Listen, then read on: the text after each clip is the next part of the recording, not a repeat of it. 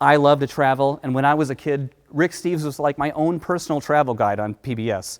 And on November 7th at 7:30 p.m., he's going to be presenting our very own travel show right here at the Ford Community and Performing Arts Center. So here's a conversation with me and Rick talking about this incredible concert. Well, as I said, as I welcomed myself into this interview, welcome to Symphony Notes, and I'm so delighted to have Rick Steves with us today, live from your home, Rick. Is that where you are? That's right. Thanks, Stephen. It's so good to be with you. I'm here in Edmonds, a little town about half hour north of Seattle. That's great. And you and I have gotten to know each other via performance. I, of course, was a huge fan growing up, so it was very fun to perform with you in Toledo and with the Toledo Symphony, and that was your show where you arrived with some of the same material we're going to talk about today, and you presented to me this idea that you actually had a kind of a relationship with your local symphony about the size of Dearborn, right? Yeah.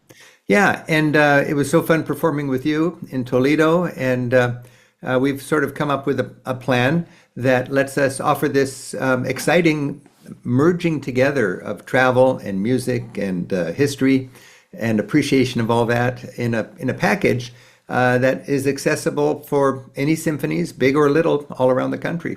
And we're excited to be kind of the first of the Symphony in a Suitcase thing where, again, you are offering up all this wonderful footage to orchestras that maybe couldn't hire, couldn't fly you in with all the travel demands, Rick, with the private jet, the caviar. Yeah.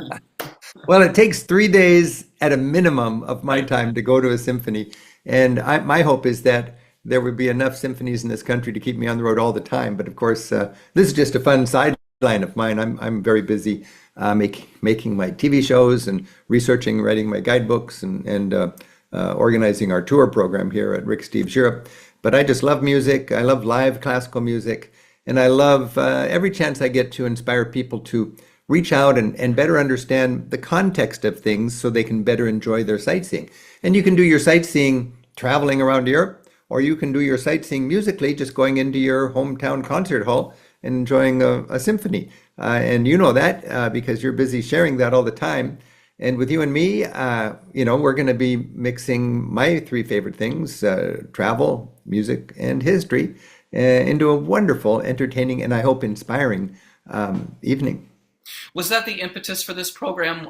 Was it something where a bell went off in your head and as you were doing one of your many travels that you do, but was there some place that you thought to yourself, boy, I think I could bring music into the mix here? Yeah. Stephen, I've always taught travel, and ever since I was a kid, I've been teaching travel. That's the only job I've ever had.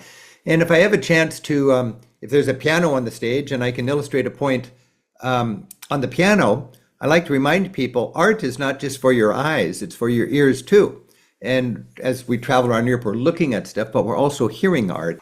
So I get to set the specifics as the tour guide on the stage, and then I get to roll beautiful images of that country from our TV show, and you get to conduct the orchestra as they take us musically to 7 different countries around Europe. So we're reminding ourselves that different people get excited about their own music, just like we get excited about our music. We start in America, then we go to 7 countries in Europe, and then we, after a big grand Beethoven finale, celebrating the European Union, whose motto is United in Diversity, then we fly home and we have a wonderful homecoming celebration with John Philip Sousa. My hope is that this will inspire people to reach out and recognize that, other people have their own things that, hit them emotionally and that make them feel really good. And our whole lives can be carbonated by this understanding that the more we travel, the more we reach out, the richer our lives will be. And that can certainly be musically as well. Well, that's a great place to end it. Thank you so much, Rick. We're so excited to present this, and the context that you give the audience is so helpful, but also we live in a very visual culture, and it feels so great to hear this music and feel as if we're sort of immersed in it from both your thoughtful comments and from these beautiful visuals. So I think it's a really special concert. Great. And I really appreciate you expanding it to the world that you have so that it could come to the Dearborn Symphony, because you could do this with the Boston Pops all day, but it's nice to bring this to neighborhoods. Yeah. I'm Well, excited. and Stephen, I sure appreciate you taking this symphony in a suitcase on its maiden voyage.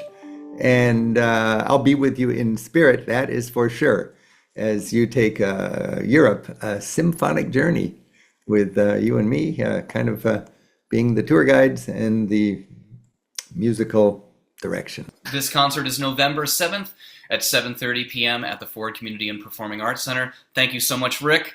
DearbornSymphony.org for tickets, and of course, ricksteves.com for more information about all the incredible work that he does. Thank you so much, Rick, and we'll see you all at the Symphony November 7th. Thank you.